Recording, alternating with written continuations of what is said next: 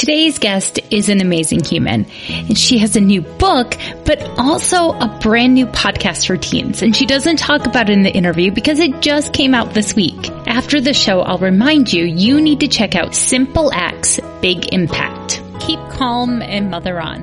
Mothering is way too important to do alone and way too serious to be serious all the time. My name is Christy Thomas, and I am here shoulder to shoulder with you, mothering and enjoying life together. This is the podcast where you can focus on being mindful and taking a deep breath with me and learning new things so you can pause and savor the amazing life you already have. I am excited to welcome back Natalie Silverstein. I am so glad you're here. Welcome, Natalie. Christy, thank you so much for having me back on. It is such a pleasure. I've actually revisited several podcasts that I had interviewed with in my first round with my first book 3 years ago. And I feel like we've lived a lifetime since then. And I just love coming back together. And I've been loving, just following you and your messaging. I just think what you do is so special and so important. Your community is so lucky to have you.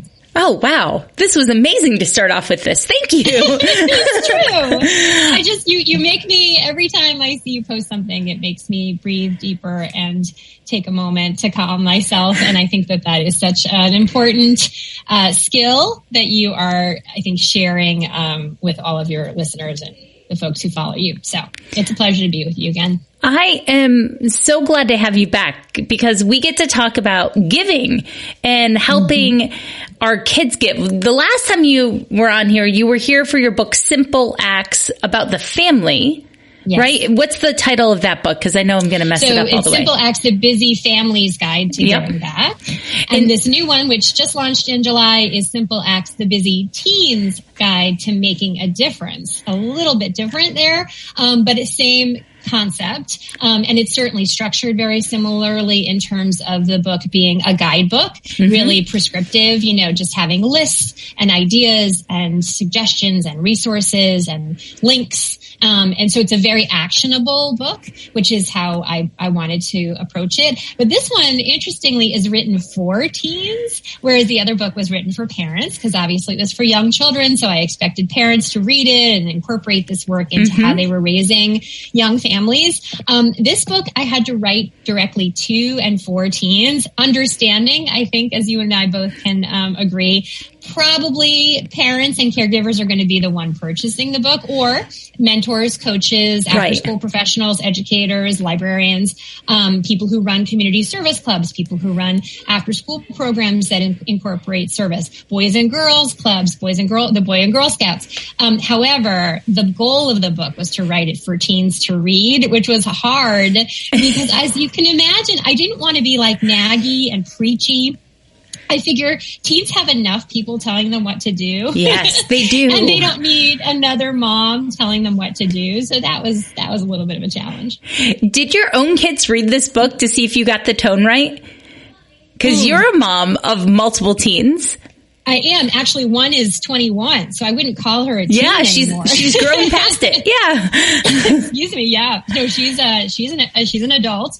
Although it's interesting, I just took a class this summer, and it was for emerging adulthood. I just want to put this little side here. I don't know if your listeners are aware of this, but some psychological circles are calling 19 to about 23 or 24 emerging adulthood, such that they're no longer teenagers, obviously, but they're not full-fledged adults, because as we know, the frontal lobe doesn't completely form until you're like 25. Isn't it shocking? I know. I think of all the decisions I made before that was done. Right.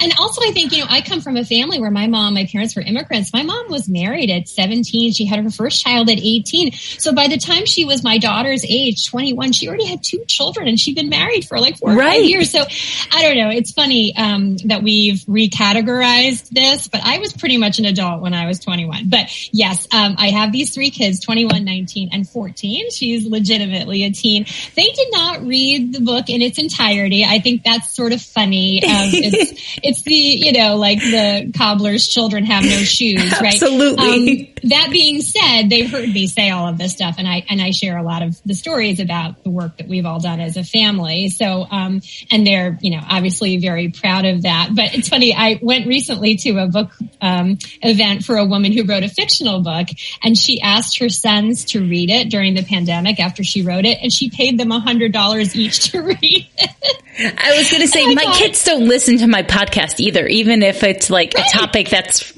mostly for them, right? For the age group. Well, I just think that's, that's just the nature of families. But in terms of the tone, I really wanted it to be like I was a friend or a mentor to these teens. Again, the preachiness and the telling them what to do and why it's good for you and why you should do it, all the shoulds, we need to get rid of the shoulds. Yes. And I think that teens don't respond to that very well. And what I also wanted to do was educate them. There are several chapters in here, one of which is about sort of mandatory service hours. Yep. And I know that's something we wanted to talk about because if this comes out right when school is starting again. And I wanted to just have them understand the difference between sort of mandatory hours. It is called, don't count the hours, make the hours count. But I also define in there the difference between community service, which is sort of service outside of your school environment, outside of the home, and service learning, which, as you know, is an academic phrase. That suggests that there's part of the curriculum that is service-based, meaning you're studying something in biology, then you're studying it in history, then you're reading a book about it in English, and then you're going to go out and do a service project. So it tries to make a through line throughout the entire curriculum that then leads to some sort of service in your community. So I wanted to define those terms for teens because I think that's important for them to understand because they're probably thinking like, oh, we're getting this in school and we're getting it after school and they're telling us we need to do these hours. And again, I want to flip the narrative. I don't want teens to feel pressured and to have this put upon them, to have a piece of paper that they must run around and do hours. Get all the signatures from. Right. Sign here. Check the box. That's the last thing that I want. I want it to be a mindset shift such that this is work that speaks to their passions, to their interests, to their gifts and talents and skills, because everyone has those. Absolutely. And to the issues that they care about. Because if they find a project or a volunteer opportunity that speaks to their concerns and the things they're curious about and worried about and ways that they can apply their individual's gifts and they can have a great experience, they're going to want to do it and they're going to want to keep doing it long term. Yeah, and it's going to domino and change their life in ways that they can't imagine. Totally. So let's back up here. So what is service learning? Because I know as a parent that's stepping into the high school world, right? These are terms that my kids might get thrown at them that I don't understand either. So can you explain the difference between these two? You bet. So community service is just what it sounds like, and that's kind of an antiquated term, but that's really if your child is required to do service hours or community service hours, if there is a community service club at your school, if you in my son's school and the school that my daughter will be attending for high school, they actually give the entire upper school a day off in the fall and in the spring where they go out and do service as a school, and they split the class into different groups because you obviously can't have hundreds of kids descending on a nonprofit, but that is a service day that is sponsored by their high school. And so that's community service. Service learning, as I said, is really more about this academic theory, which is that if you teach a concept in multiple different disciplines, the kids are going to understand it better. Okay. So if we're talking about, let's call it, an example I gave in the book is, pollution in your local river. Yeah. Okay. So you could talk about that in biology. You could actually go down to the river and take samples of the water. The kids could analyze what is the pollution, what's in the water, how does that impact the wildlife in the water. So that's something they could study in science, let's say. Then they could read a book about this, or watch a movie and talk about it in English class, let's call it. Then they might talk about it in history and say, okay, well, why is this river polluted? There was a factory that used to use the water from this river to run the factory, and all of the waste from this factory used to go into this river. So now this river is polluted because of the history of our town, which feeds into the Industrial Revolution. Right, and ties all the spider web. All that together. And then, I don't know, then they could maybe even do something in art. Let's say, they could do a painting of what the polluted river looks like and what a clean river might look like. I mean, pretty much every discipline, even math. I mean, I'm sure there's every single subject could touch on this topic. And again, this is an academic decision that your school or your school system would need to make to incorporate this in. And then at the end of the day, after all this study, perhaps they could, as a school, as a class, go out and do service where they clean up the river, where they meet with an organization that does river cleanup, et cetera. So it's tying the service piece, the sort of civics piece, to and social justice really to these other academic subjects that the kids are already studying. Gotcha. But those decisions, whether or not that's the way your school approaches a topic, that's nothing that you as a parent necessarily, unless you're on the school board, or that the kids can control. So I just wanted kids to understand that if they go to school and see that there's this topic that's coming up over and over and over again, and then at the end of it, we're going to do this service project. I think it's a really powerful way, though, to have kids internalize all of the different aspects of climate change, of homelessness, of hunger, hunger. These really big topics. Big. And that's what it does, right? It takes this enormous issue and it breaks it down into its individual pieces. And I think then that becomes a little more digestible and a little easier for kids to grasp and to understand. Some of these subjects, even hunger, you can talk about farming. You can talk about the change, our climate change, how that's impacting our food production. You can talk about, transportation, gasoline prices, how that impacts the ability of food to get to your table. All of these things impact hunger. And hunger is such a difficult topic to wrap your brain around. You could see kids being like, or teens being like, well, there's just nothing I can do about that. Correct. That's impossible to wrap my brain around. And that's what service learning tries to do.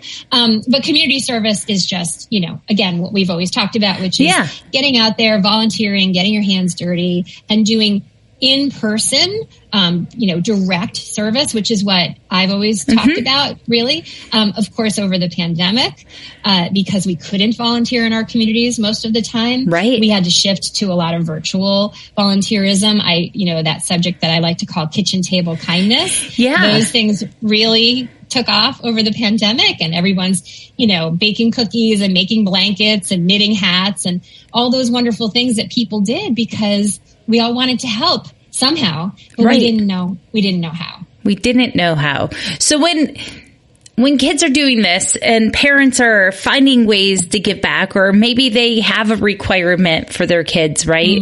Either religious requirements for different religious events, or it is a school requirement. I know that the high school my kids go to used to have a service requirement attached to it, but now it's an honor if you get it versus like a requirement is how they've shifted it.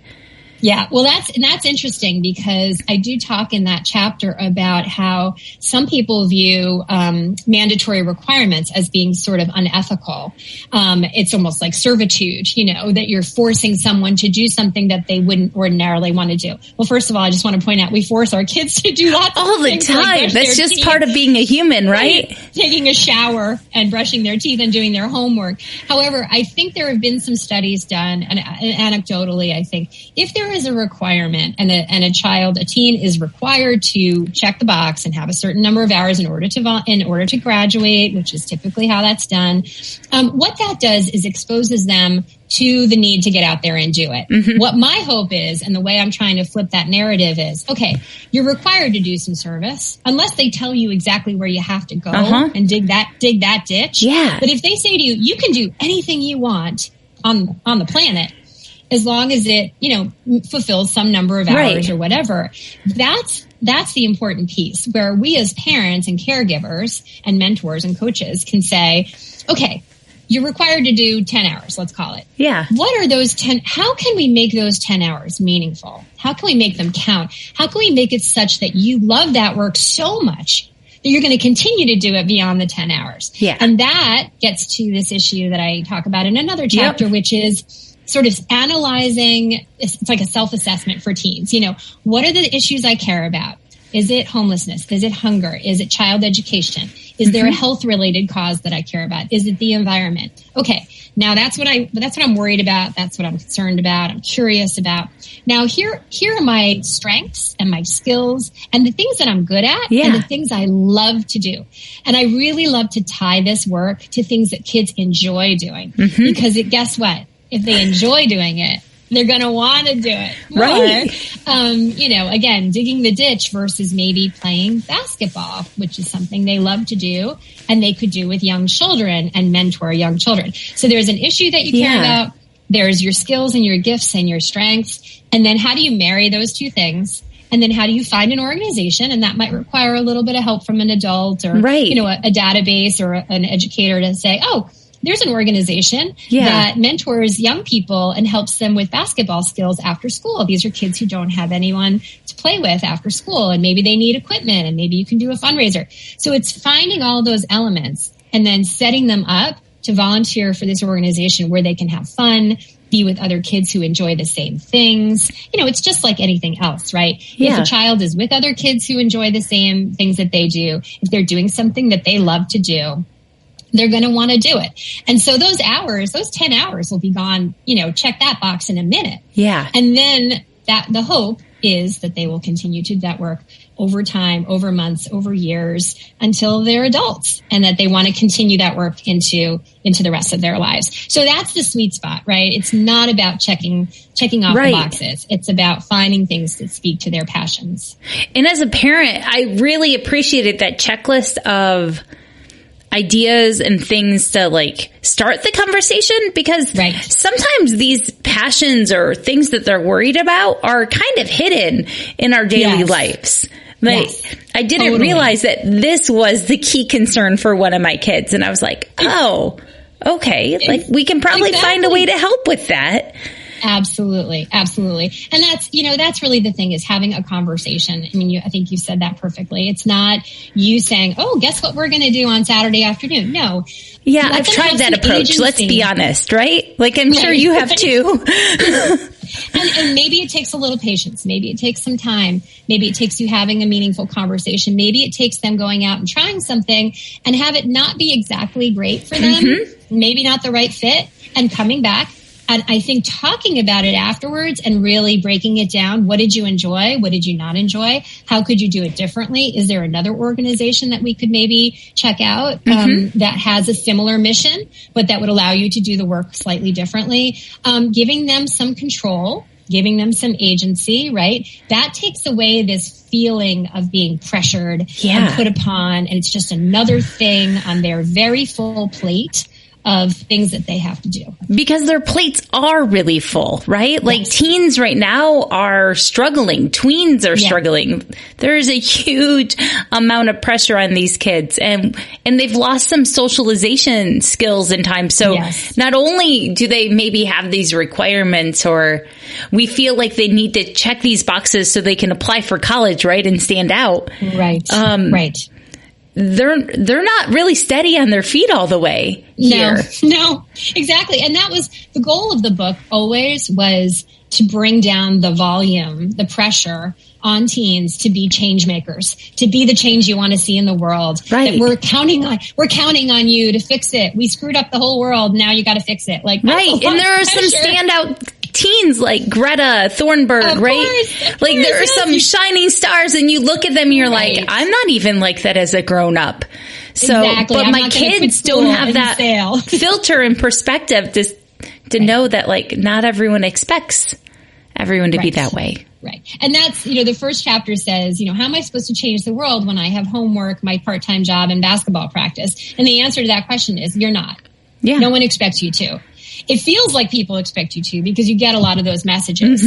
Oh, the youth are our future. We're really counting on you. Wow. That's a lot of pressure. We lay it for out somebody, thick. right, who has to fill out an application and get a scholarship and do well on the SAT and keep their part-time job so they can pay for gas in their car and take care of their younger sibling and play sports at a high level and be on the Model UN. I mean, these poor kids, right? And so this is just the world that we're living in. And so I wanted to take the temperature down on that a little bit and just remind everybody, and this is the bottom line for all of us. Start where you are, use what you have, do what you can. You are not expected to finish the work. You are expected to start it. You are not expected to change the whole planet. You have to do one good thing every single day. What's one kind, generous thing I can do today? Even if that's holding the door for the person behind you so it doesn't slam in their face. We talked about this in our first conversation, and that's the kind of role modeling you want to do with young children. It is exactly the same for teens. What is one good thing you can do today? You're shoveling the snow on your yard. Can you shovel a few feet further so that your elderly neighbor can get out? Or can you, if you're going to the grocery store for your mom, can you pick up a few things for the elderly neighbor who can't get out today? That is what I want everybody to internalize, that this is how we walk through the world. This is how we operate as a family, as a human being, because that is being a good member of society. A contributing member such that, we're all in this together. Exactly. And that's the message we want to get through to our kids. Not that they are expected to change everything and to fix everything. Because that's daunting. That's daunting.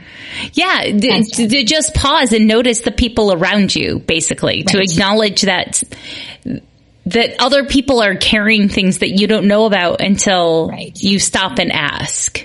Yeah. And simple kindness. This is why this is the name of the books, like smiling at the person, using the person's name, the gift and again, the gift that you're giving with these tiny little ripples of goodness come back on you like tenfold. And as soon as kids get a hit of that, as soon as people start to appreciate that when you do for others, you almost get more in return, right? Yeah. Was it Maya Angelou said, giving liberates the soul of the giver. And, I think that's absolutely true. And the research bears this out, obviously. So once our kids start to see that, in action out in the world, I think they want to do it, more and more and more. And so I hope that as we start a new school year that's, hopefully more normal and kids can get back out there and volunteer in a meaningful way in their communities, that they take a minute to say, instead of just checking the box and sticking the piece of paper in front of someone to sign it, that they say, what are the things that I could maybe do to make things a little bit better? We've all just been through a really, really tough time as individuals and as communities. And there is a role for everyone in helping to repair. And I hope that they take a moment to find a thing that speaks to them so that they'll enjoy doing it and maybe recruit a friend to do it with them. That would be ideal, right? Like, let's show them that it's not just for the check in the box.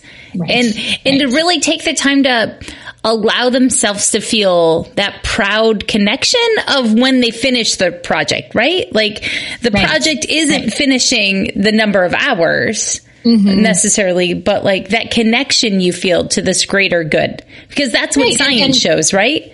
100%. And also that maybe they forget about the hours entirely. Let's hope so. We all need to forget about hours and just forget it and do the work, do the hours. And at the end of the year, when you look at the sheet of paper, you're like, oh, I didn't do 10 hours. I did 100 hours. Right. Yeah. And that's, and that's that expression, like find work that you love and you'll never work a day in your life. I mean, that is exactly the truth. And that's true for volunteer work as well. You hear this all the time for volunteers who have found their thing.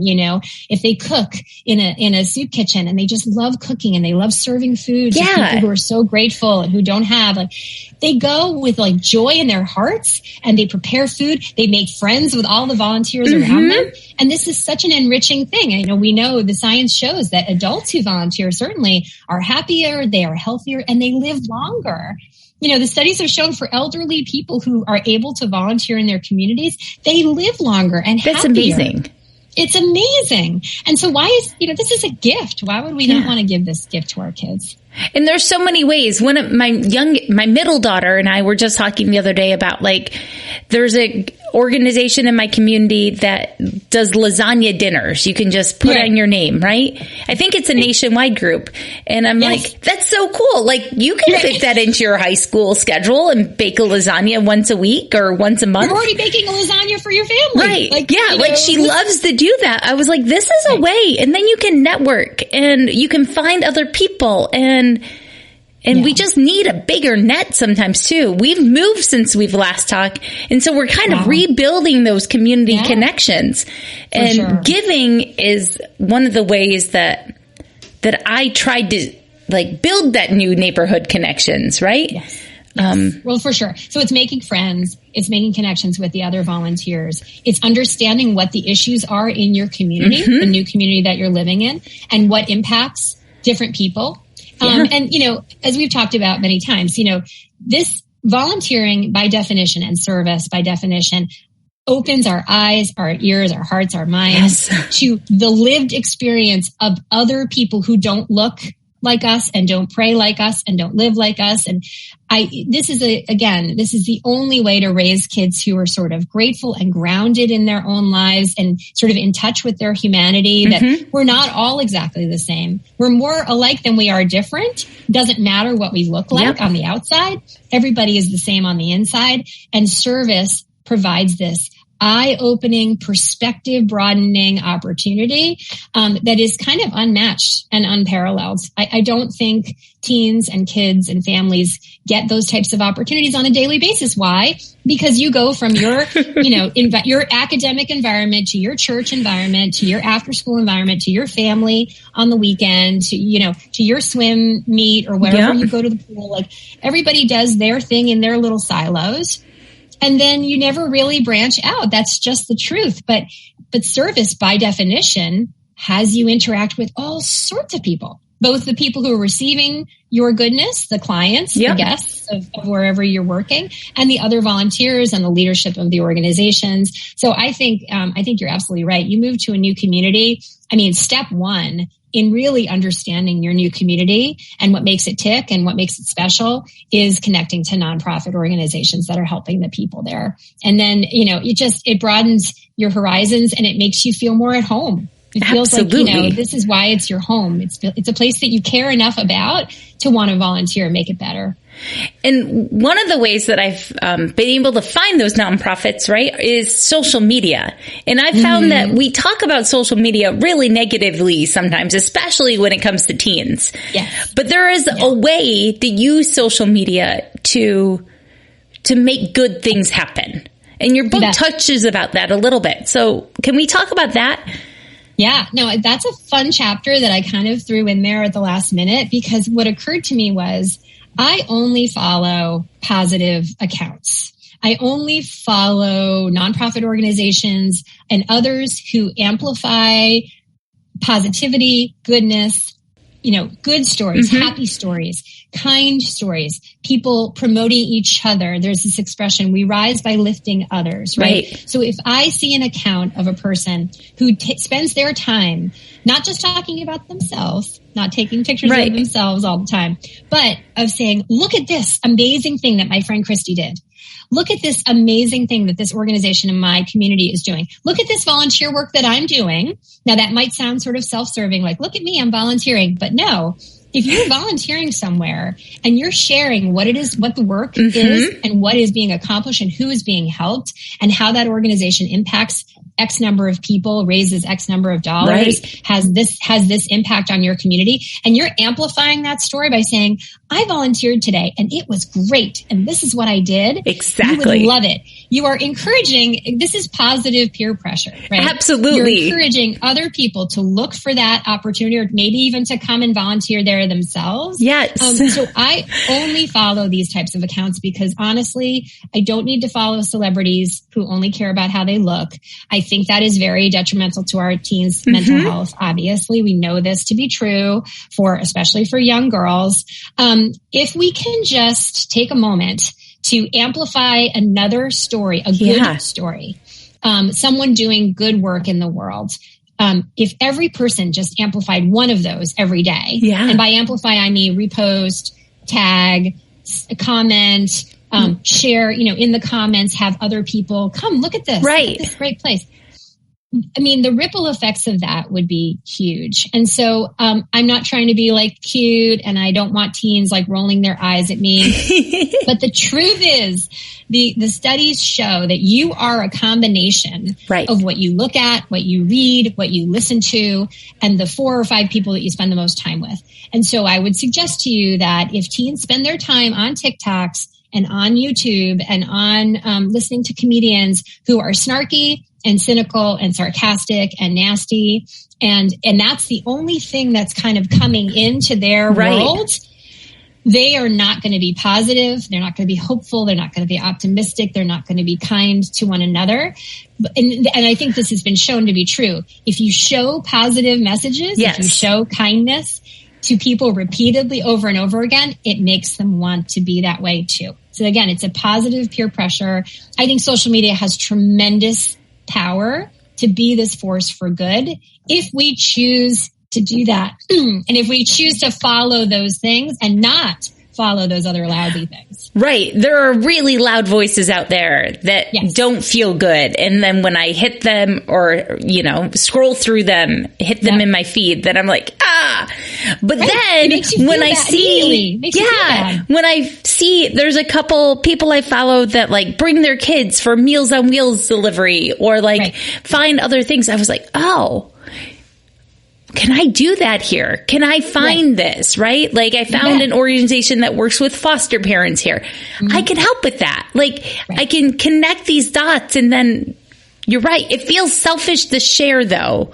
Like there's a spotlight on me if I talk about how I'm volunteering. I definitely want to kind of change the narrative on that, because I think that you sharing that this is something that's important to you and special to you, and that's about how you share it and how you phrase it. Yeah, there's a tone. I am great. I'm grateful that I had the opportunity to find out about this organization. If you'd like to join me, I'm collecting coats for this organization, or they're having a coat drive, or they're having this kind of drive, or they're doing a fundraiser. Like that's all for the good. Right. And it's not like, look at me, look how nice I am. No, I think on the, the opposite of that, which is like, look at our teens. They're posting pictures of themselves on the beach in the bikini and this and that. I'm sorry, but if you post a picture of yourself doing service work and saying, look at this great thing I just did, and won't you join me? I'm pretty sure that's a really good way of being self-serving. Yeah. That's good to, sometimes we just need someone else to help us reframe these things and remind our kids, like, yes, we've taught you to be humble, but there are certain things you need to brag about. 100%. And these are things that you should, it's not that you're saying, oh, look at me, I'm just so great. You're actually giving people information about a way that they can get involved too. So it's, this is the name of the organization. This is what they do. I had a great experience there. If you want to ask me about it, terrific. Or, another great way to do as opposed to posting a picture of yourself or something is just taking a post from an organization that you care about and amplifying that. Just sharing it or putting it in your stories and saying, this is an organization that is great and I'm doing great work with them and whatever. And that's, again, we rise by lifting others. It does not take anything. My light, one candle's light is not diminished by lighting another candle, right? It takes nothing away from me to compliment you and to praise you and to talk about the great work that you're doing. In fact, it makes me feel good. And then it's got this ripple. It grows. Absolutely has a ripple effect for sure. Excellent. So one of my favorite parts of your last book and this book is the kitchen table kindness ideas. Can we talk about that a little bit? Can you share an idea at all? Absolutely. So, listen, the pandemic made every act of kindness a kitchen table kindness because nobody was leaving their homes. So that was pretty obvious. So kitchen table kindness in relation to the young children was really about, those situations where nonprofits understandably would not allow 5, 6, 7, 8-year-olds into their facility to do packing of groceries or making of food. Right. It's how to be creative with those little kids. Right. You had to be right. When you have little kids, it needs to be a little bit more, it's harder to be hands-on. Teens obviously are allowed typically to go out and volunteer. I'd say between the ages of like 12 and 16, typically you can either sign a release form or, you can accompany them. 16 and up, they're usually allowed to go by themselves. But if the only thing you can do is something at home for whatever reason, or you want to do things at home, I mean, there are any number of things. Teens who are a little older and kind of get this sort of stuff, they can start a petition online for an issue, a social justice issue in their community that they care about. They can find a politician and someone in their community who's doing work around a topic that they feel passionately about, and they can support them in any number of ways. I promise you, someone who's running for public office, even city council or something, would welcome an energetic teenager to come and stuff envelopes and canvas and that sort of thing. Even if a teen can't vote, they can have an impact on the electorate. Another really neat thing is if your teen drives, they can't vote yet, but they can drive other people to the polling stations. And as we know, it is hard for some folks to get to vote. Yeah, that access matters. It absolutely matters. And teens, I know a lot of teens who sign up to go to rural areas and to drive people to vote. So there are lots of those types of things that you can do online, from your home, that sort of thing. I'm a big creative person. So my kids are bakers and they're sewers and they're blanket makers. These are wonderful things for kids to do in the middle of winter. Instead of watching more television or whatever. Or while you're watching television for some of these things, right? Making Valentine's for our active duty military and our veterans. There's lots of efforts around that from early January or so. Absolutely. In fact, I will just pause and throw it in that if anyone ever wants to write an active duty military letter, please just contact me and ask. That I have those connections. And there are so many. Operation Gratitude, Soldiers Angels has a wonderful volunteer, Valentine's program. You can write cards for hospitalized children. There are literally websites where you can write letters and cards and ship those off. There are ways to use drawing. If you're an artist, you can take some of your art and package that up and send it to, Share a Smile or whatever. I mean, there are so many ways that the things that you're already doing in your home, if you're creative or you're with a group of friends, making fleece blankets for children in the hospital or for animals in the shelter. These are all the things that I call kitchen table kindness activities, because there are things that maybe you enjoy doing, or that you could make a little, a birthday party activity around or something like that, a sleepover party. And they're just nice things to be doing.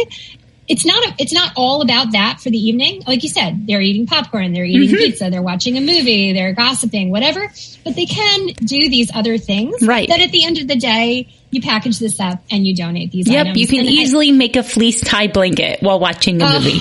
100%. So I don't know. I think that those are also, we are, when our kids come home from school or they're very stressed out from their lives, work and everything else, they come home and they tend to zone out, right? It's a lot of TV and we say, oh, it's okay. They kind of need that break. I would suggest to you that break could also be drawing, making a card, making a fleece blanket, baking cookies that are individually wrapped and then donated, the lasagna that I'm going to encourage my kid to make. There is a therapeutic, and again, for our mental health, as opposed to scrolling TikTok, there is a therapeutic element to doing these things creatively. And then if it benefits someone else at the end of the day, you're not just eating the lasagna and the cookies yourself, that, what a wonderful, they've done this wonderful creative thing. They feel accomplished, and then they've given it to somebody who needed it. I mean, that's what it's all about. That's the full circle experience we want for our teens right now. We want them to learn healthy ways to manage their own pressure and stress. And for a lot of us as adults, we know this, that giving back to others lowers our stress. 100%. We are happier. We are healthier. We are more connected. We are less depressed. less isolated. The statistics are also very clear. The research is clear around, for teenagers in particular, teens who volunteer and even those who are considered at risk themselves, right, have better academic achievement, lower dropout rates, less risky behaviors, which are drug and alcohol use, sexual activity. Teen pregnancy rates are lower among teens who volunteer. Teens who volunteer with other teens who do this kind of in a social way are more likely to continue to do it. And again, it gives them a sense of connection and friendship. They find like-minded friends doing this work. By every measure, I don't think I need to convince your listeners that this is a good thing, but it's not just a nice thing or a good thing. It actually has social, physical, emotional, and mental health benefits. It's a powerful thing. It's not just, Yep. And it's a gift. It's a gift that we can give our teens who are really struggling. And I think who just need a little something. This is, again, it's not going to solve all of our problems. Right. By a long stretch. I'm not suggesting that. I'm saying it's one piece of the puzzle. It's one tool in your toolbox to say, let's get up off the couch. Let's stop looking at our phones. Let's do something good for somebody else, because that, by definition, makes us feel better about ourselves. People who are struggling emotionally with mental health challenges, it has been shown that if they take time to help someone else who is struggling, it makes them feel better about their situation, which makes sense. Instead of totally focusing on yourself, you kind of look outward and say, there are others who are struggling too. There's so much connection there. It's to not feel so alone in your pain, and to be needed, to have, to be wanted and needed, to feel like you've made a difference in the life of another person. Wow. I mean, sometimes I think there's a sense of hopelessness. Like, I don't know, what are we doing there is. And I think there is in teen parenting, like parenting a teen, that like there's this normal disconnection that's happening between you and your kid as they're growing up. And this is also a way that you can sneak in there shoulder to shoulder with them. Yep. And just have time together that might make you feel better as a mom in this moment too. Absolutely. And you can talk about it afterwards and how it made you feel and how you think the folks that you impacted felt about the work that you did and what you might want to do differently in the future. I mean, this is all this kind of open lines of communication. So it's not nagging and fighting over the academics and cleaning up your room. This is like, let's go out and do something good and then feel really good about it afterwards. And then let's talk about it. I just think it's a powerful tool. And I don't know why, any parent wouldn't want to put this in your toolbox and just, pull it out when times are tough. I'm so glad you wrote the sequel. Thank you. Thank you so much. I'm so glad you reached out to me. Glad.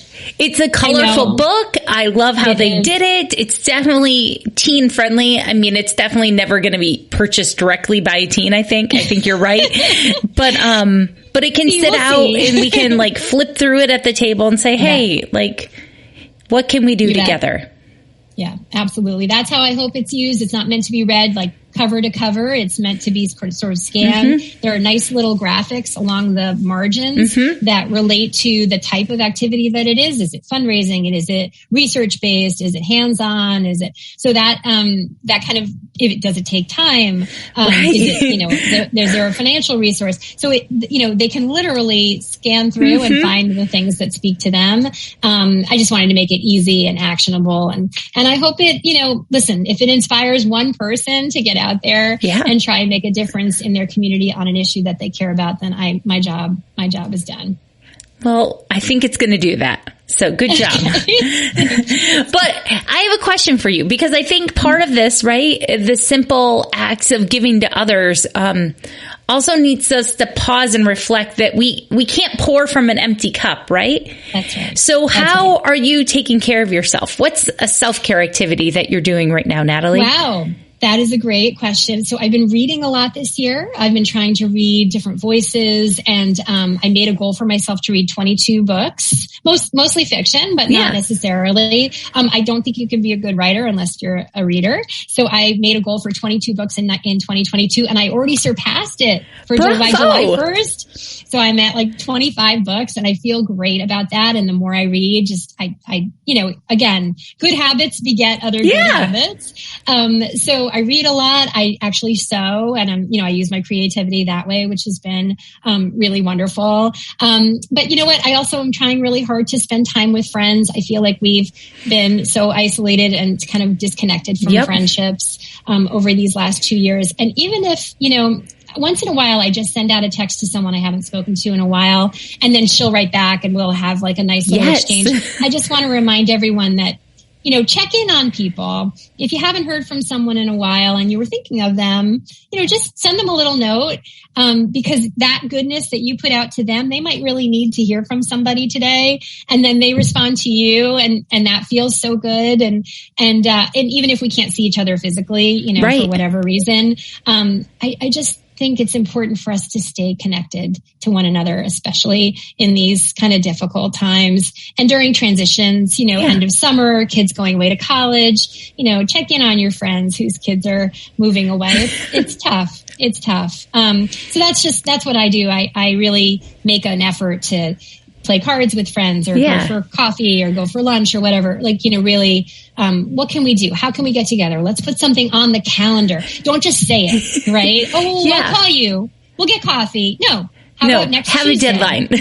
Right. Set it in stone. Give 3 options. Here are 3 dates I could do. Can you do any of those 3 dates? Please. I think and that also shows that you really care, that you really want to do that. Let's be authentic, right? Let's put that out there and let's follow through, because I think people want to be seen and they want to be heard, and they don't want just lip service. I'm thinking about you. Let's get together soon. Yeah. We're tired of the niceties, right? The platitudes, and we have all been through too much these last few years. We're not getting any younger. Let's be real. Absolutely. Be real. Yeah. So how are you having fun as a family? Wow. Well, my kids are kind of scattered. So my youngest is in camp till next week. That was 7 weeks. My oldest, 21 years old, has been working. Yeah. My middle son's been back season. and forth. It's hard. We, at the end of the summer, luckily we'll all be under one roof for a while. So, we didn't get to travel all together this summer just because everyone was so scattered. But, we like to do little individual things. So I'm going to drive cross country to take my son back to college, and we'll make a few stops. Yay. So that'll be some nice one-on-one time for us. And, I'm taking my 2 girls away. Since I'm doing that with him, I'm taking my 2 girls away for a little girls, weekend together. And, just little things like that. I think, since we haven't been together, I think just literally having meals and watching a movie together is going to be, and spending time with our dog and going to the beach and stuff is going to be so, so nice at the end of the summer before school, and 2 of them go off to college. So all the boring, ordinary moments, right? That in their younger years, you were probably rushing through to get through. And now you're let's slow down. Let's linger together. This is the fun here. This is the fun. This is the good stuff. I mean, going to Disney and running around to amusement parks and the water park and whatever. I think if nothing else, the pandemic has shown us those things can be stripped away. And when you're stuck in the house together doing puzzles, right? And watching The Office and making sourdough bread and baking cookies. Yeah. This is what it is. This is what it is to be. Those things are a nice highlight reel once in a while, but they're not the stuff that life is made of. Nope. And now that my kids are older, that level of perspective I'm grateful that we did all of that. And now I just want to spend time together, go for walks. That's the good stuff. That's good to hear. I think another younger mom needs to hear that right now, right? Those days are long. Yes, they sure are. And they go by fast. I don't need to say that. It's so cliched. And I don't say that to women in Target. I don't say, enjoy it, because she's about to tear her hair out and she doesn't. Oh yeah. No, it's hard. It's hard, but it gets easier, and then it gets harder, and then it gets easier again. So it changes all the time. That's right. It never ends, and as you say, you're the perfect mom for your kids, and they're the perfect kids for you. And you have each other. Yep. And it's not always easy, and it's not always smooth and pretty, but you're together. It's gonna be okay. Mm-hmm. Absolutely. Well, where can people best find you, Natalie? Well, I am on social media. Instagram is really my main platform. Yep. That's, but also on Facebook, it's at Simple Acts Guide. Okay. And luckily enough, that's also my website. So simpleactsguide.com, which has links to both of the books, which of course can be purchased on Bookshop for independent booksellers and Amazon and all the good things. I also do a lot of writing, around parenting and grief and loss and things like that. And those things are all there too. So, yes, at Simple Acts Guide and simpleactsguide.com. Well, thank you. Thank you for sharing your light and helping inspire other people to pass their own light around and to remind them that it's important to do and that it's simple. Yeah. It doesn't have to be complicated. So thank you. Nope. I'm so glad you're so here on Earth. Thank you, Christy. Me too. You're the best. Thank you so much. Be well. You are exactly the right mom for your kids. I know it deep in my core, and your kids are exactly the right kids for you. And if you need some more inspiration, Natalie's new podcast just launched this week, and it's called Simple Acts, Big Impact, celebrating teen changemakers. She's going to be interviewing tween and teen volunteers, fundraisers, activists, social entrepreneurs, and nonprofit founders who are making a meaningful difference in their communities. She hopes to really amplify and celebrate stories to inspire all of us, young people and adults, to engage in service and to strive to make an impact on their community with those things that really matter to them. You can find this podcast everywhere you listen to Keep Calm and Mother On. Go look up Simple Acts, Big Impact. I am so glad you are here on Earth. I hope you have a pretty good day.